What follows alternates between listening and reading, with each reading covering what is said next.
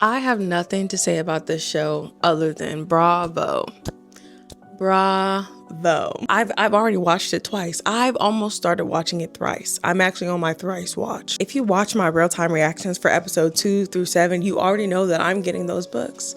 There's nothing I can do. I've been recruiting every member of my family and all of my friends to watch this show like a Jehovah's Witness. Like, I'm not playing. I'm a D1 recruiter for this Prime Video show, okay? They might as well hire me. What I loved a lot about episode 8 was that, yes, it's a third act breakup, and I'm not really like the most fond of those, but it actually felt like both characters were genuinely reflecting on like the issues within their relationship. Like, it didn't feel like, oh, we broke up, but I can't live without you. I have to get back together with you. It actually felt like, yeah, I actually can live without you because I lived without you beforehand. I just don't want to. And the things that I'm worried about and the things that we fell out about, I can actually work on. I love the fact that with this show, they've been tweaking things and adding details and shifting things to what they feel like should be most authentic to the characters, which, yes, I think they should take majority of the source material that they were given, but I do think that there are certain things that movie adaptations can do better than writing a book. Garrett enacting the hands-off law, or it being Logan that Hannah kissed instead of Dean. I feel like those small tweaks just brought the story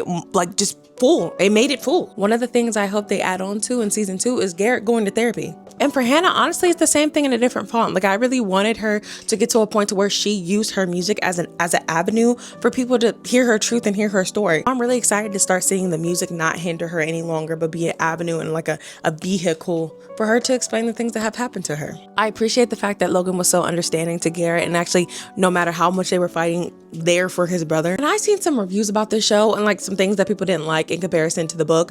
And one of the things was that they were like, oh, Logan was hating Garrett this whole time because of a girl. No, actually. That's why I never get caught up too much about whether I start a book or a movie or a show first, depending on the series, because each medium can give you something different. I didn't get that from Logan at all. I actually personally don't feel like this was about Hannah at all. I don't feel like he was jealous and really necessarily wanted Hannah. I think there was an attraction, but I think he's actually just jealous of the connection that they have, and he's been working so hard, and yeah, he does want something like that, but I don't think it was really about Hannah in entirety. And even if he was jealous, people get jealous sometimes, and I feel like Logan handled it so well. Like, obviously he knows that he values his friendship with his brother and that that's what's most important, so he prioritized him. He respected his relationship. He moved on. He worked through his own emotions, and he was still there for his brother. He never once treated Garrett or Hannah different or even crossed a boundary. So what do you mean he's treating his brother weird or he was acting weird? No, he wasn't. He was frustrated, and he's allowed to be. Also, another thing, some people feel like Allie and Dean's story was like done too much for it to be season 1.